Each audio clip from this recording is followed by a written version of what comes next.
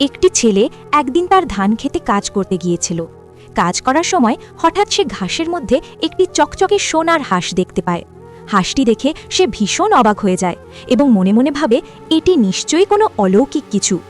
সে চুপি চুপি হাঁসটিকে বুকে জড়িয়ে ধরে নিজের বাড়ির দিকে রওনা দেয়। কিন্তু পথে এক লোভী মহিলা ছেলেটাকে দেখে ফেলে এবং কৌতূহলবশত তার পিছু নেয়। বাড়িতে পৌঁছে ছেলেটা যখন হাঁসটিকে মেঝেতে রাখল, তখন এক অবিশ্বাস্য ঘটনা ঘটল। হাঁসটি তার মুখ দিয়ে অঝরে টাকার বান্ডিল বের করতে শুরু করল। ছেলেটা তো খুশিতে আত্মহারা, কিন্তু সে জানত না যে সেই লোভী মহিলাটি জানলার বাইরে থেকে সব দেখে ফেলেছে এবং হাঁসটি হাতিয়ে নেওয়ার পরিকল্পনা করছে। ছেলেটা ছিল খুব বড় মনের মানুষ। সে এই সম্পদ নিজের জন্য জমা করে রাখেনি। সে একটি ভ্যানে করে অনেক টাকা নিয়ে গ্রামে বেরিয়ে পড়ে। প্রথমে সে এক অন্ধ বৃদ্ধকে তার চিকিৎসার জন্য সাহায্য করে এবং এরপর গ্রামের সকল গরিব ও অভাবী মানুষের মাঝে টাকা বিলিয়ে দেয়।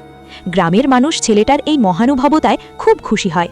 কিন্তু ছেলেটা যখন গ্রামে টাকা বিলি করতে ব্যস্ত ছিল, সেই সুযোগে সেই লোভী মহিলাটি তার ঘরে ঢুকে সোনার হাঁসটি চুরি করে পালিয়ে যায়।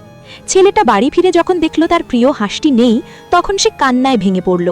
ছেলেটার এই নিঃস্বার্থ উপকারের বিনিময়ে শেষ পর্যন্ত তার কপালে জুটল কেবল চোখের জল। কিন্তু একটা কথা ভেবে তার মনে দুঃখ থেকেই গেল, কেউ ভিডিওতে লাইক এবং চ্যানেলটি সাবস্ক্রাইব করল না।